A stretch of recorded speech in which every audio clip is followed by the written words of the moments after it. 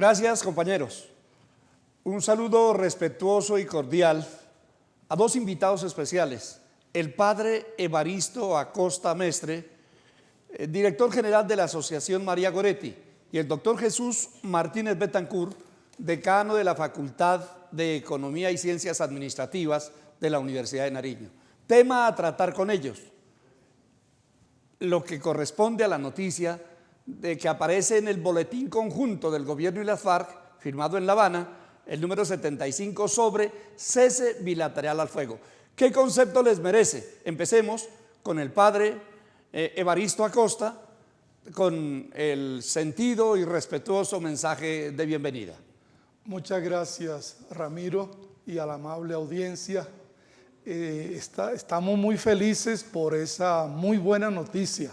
Realmente no es un día cualquiera, es la cercanía de la paz que debemos empezar a construir a partir de la firma de estos acuerdos que se ven llegar.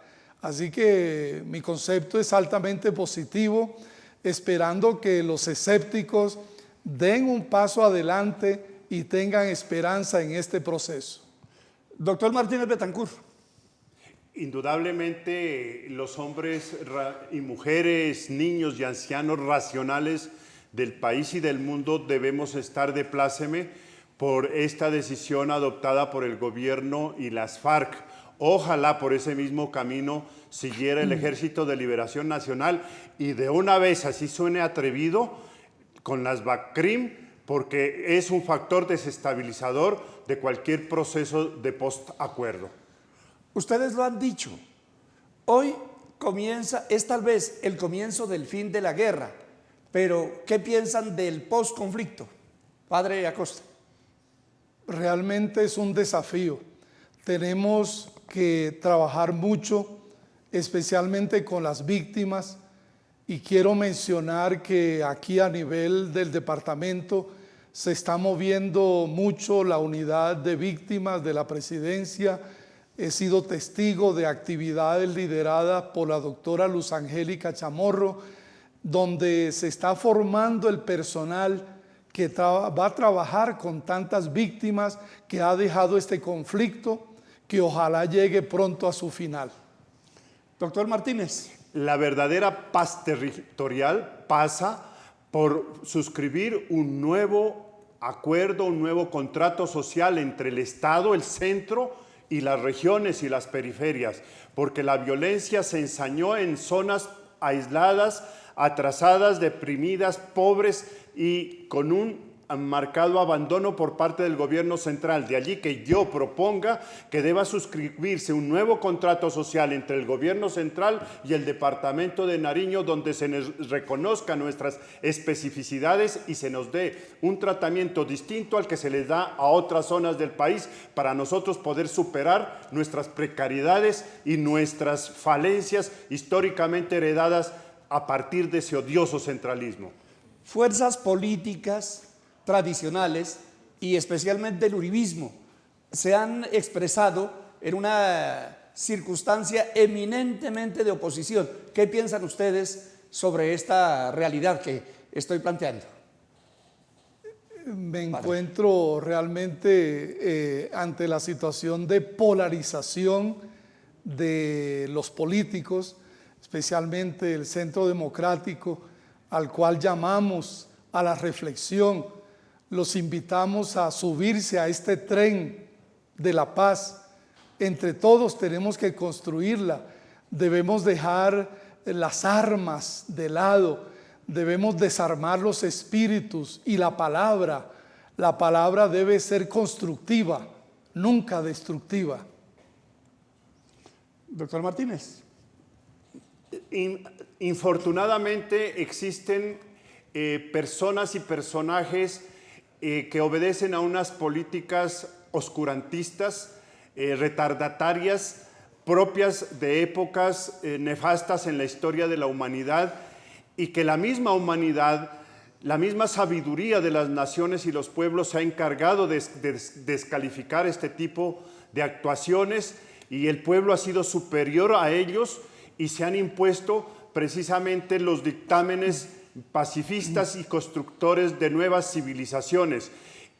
La historia es la que va dando la razón, como ya ocurrió en el Congreso de la República, donde fue aplastantemente derrotada la posición del Centro Democrático, y como va a ocurrir también en el plebiscito, porque este pueblo está cansado, está hastiado de guerra. No queremos que la guerra siga siendo un negocio de unos y la tragedia de otros.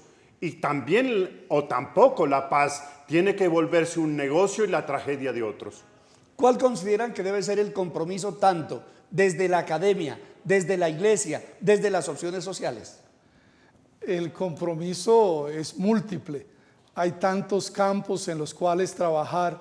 Pienso en ese momento en tantos niños que sacrificaron su infancia y que ahora vuelven a la sociedad y hay que reintegrarlos. ¿Cuánto trabajo hay que hacer con esos jóvenes que vuelven a sus familias?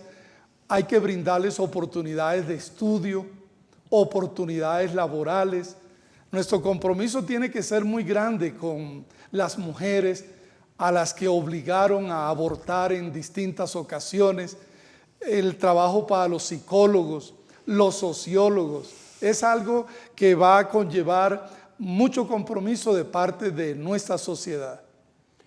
Para mí el compromiso es integral, de construir una democracia idem, es decir, integral, una democracia económica, una democracia política y social, porque no puede haber democracia política electoral, que es donde se pelea el ejercicio del poder, si no hay democracia social, en donde no haya justicia social. Y esta no ocurre si no hay democracia económica. Miren el dato a la fecha de hoy. Los grupos económicos, los grandes bancos del país acaban de alzarse, se acaban de alzar con 4.3 billones de pesos de utilidades, por favor, en lo que lleva corrido de este año. Y estamos apenas saliendo de un pobre paro campesino y de un paro camionero, de un paro de los maestros, cuyas causas tienen unas profundas raíces en la concentración de la riqueza. Entonces, aquí impera proponer y ejecutar una verdadera democracia en los campos económico, político y social. En lo político, ni qué decir, que accede al poder, hoy se está hablando de 5.000 millones de pesos que costaría acceder a una credencial del Senado, por favor. Entonces, ¿de qué democracia vamos a hablar o de qué participación política se va a hablar si no hay posibilidades para quienes constituimos las inmensas mayorías del país? ¿Será que con un código de policía como el recientemente aprobado se puede manejar el país? Pues realmente yo creo que es integral, como lo dice el profesor Jesús, es algo integral. Hay que hablar en términos de justicia como una de las patas de la mesa de la paz. La justicia junto con la caridad, la verdad y la libertad. Son 4 patas que tiene la mesa de la paz. Amor, verdad, libertad y justicia. Ese escándalo de los bancos, de sus intereses enormes, mientras que ni siquiera le reconocen intereses a los ahorros de la gente. Hay unas grandes injusticias y me permite, Ramiro, volver a la pregunta anterior.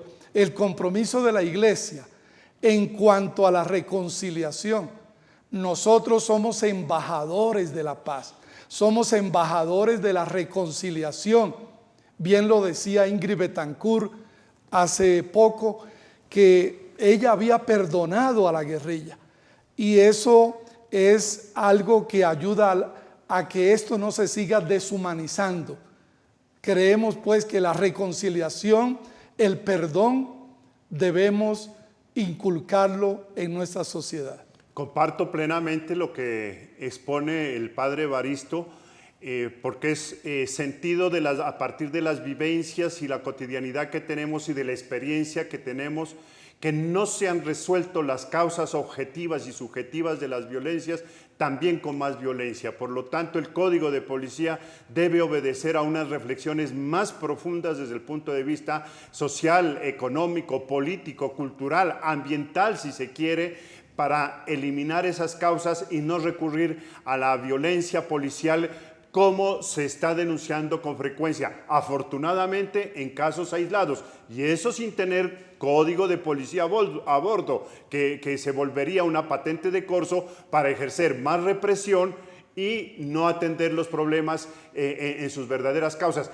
Con un agravante es que la policía, y lo ha denunciado en muchos escenarios, retiene o detiene a muchos personajes o delincuentes o violadores de las normas, pero en virtud de la precariedad de las leyes, ellos salen libres con la misma prontitud con que son aprehendidos 4, 5 y hasta 6 veces. Aquí también hay un problema de una normatividad laxa, de unas condiciones objetivas y sugestivas también que generan las violencias que hay que erradicar, pero también debe haber unas cárceles rehabilitadoras, padre, que no se vuelvan unas escuelas del delito. Mucha gente sostiene que en Colombia es más grave la corrupción que el mismo conflicto armado. ¿Qué piensan ustedes? Estoy totalmente de acuerdo. Ha hecho mucho mal la corrupción y bien lo dice el Papa Francisco. Pecadores sí, corruptos no. Tenemos que secundar esa afirmación y reconocer nuestra falta. No somos perfectos, pero nunca jamás podemos dar el paso hacia la corrupción. Eso es injusticia. La corrupción le quita el pan a tantos niños. Yo que vengo de La Guajira lo he constatado. Niños que mueren de hambre en esas rancherías de hambre en la Alta Guajira y cerca de Riohacha también, la capital Guajira. Mucha corrupción, pero no solo en La Guajira, en todo el país lamentablemente tiene que haber una conversión, tiene que haber un cambio de actitud, un cambio de vida. Ese sí que es un tema que transversaliza a todo el país, reconocido como uno de los más corruptos en el mundo, y en el país, el Congreso de la República, infortunadamente. Es un tema que también hay que atacarlo con todo el rigor de la ley, porque se trata de la apropiación especialmente de los bienes públicos, los que nos pertenecen a usted, a mí, a nosotros, a vosotros, a ellos. Es el fruto de nuestro trabajo, de nuestro esfuerzo, que se lo apropian unos pocos avivatos, y para quienes las normas han sido muy laxas. Por ejemplo, hace poco escuchábamos que a un personaje en Bogotá le bajaron la pena de 17 a 7 años por el buen comportamiento en la cárcel, un tal Tapia, por ejemplo. Y lo más grave es que se roben la plata de los niños, como lo denunciaba el padre Evaristo, o la plata de la salud, o como está pasando con muchos hospitales, con la comida de los niños. Por favor, denuncias hay las que usted quiera. Vuelvo e insisto en que debe haber una justicia eficaz, pronta, eficiente, y si la justicia tiene que reformarse, también para sacar de allá las peras maduras o podridas que hayan en la justicia, tiene que reformarse. Esta es una preciosa oportunidad, es un pretexto el de la paz con las FARO del posconflicto, con las FARO, es para revisarnos a fondo toda la sociedad colombiana, en todos los aspectos, no solamente en el económico, el político, el social, sino estos aspectos culturales, las complicidades que hay en la sociedad, los silencios cómplices que asume la sociedad. Lo que está pasando aquí en la salud en Pasto es terrible, es desastroso, en términos de pésimas atención a los usuarios, en fin, y eso forma parte de la inmoralidad, al menos, y no tanto de la corrupción. Entonces, sea la oportunidad para hacer un llamado a revisar de fondo toda la estructura y la superestructura de nuestra sociedad, a fin de darle un vuelco a ella para construir un verdadero buen vivir. Estas son opiniones de dos líderes sociales de reconocida importancia en nuestro medio. Pues ustedes podrán juzgar, formarse su propia opinión sobre el particular. Vamos a la emisión de CNC Noticias.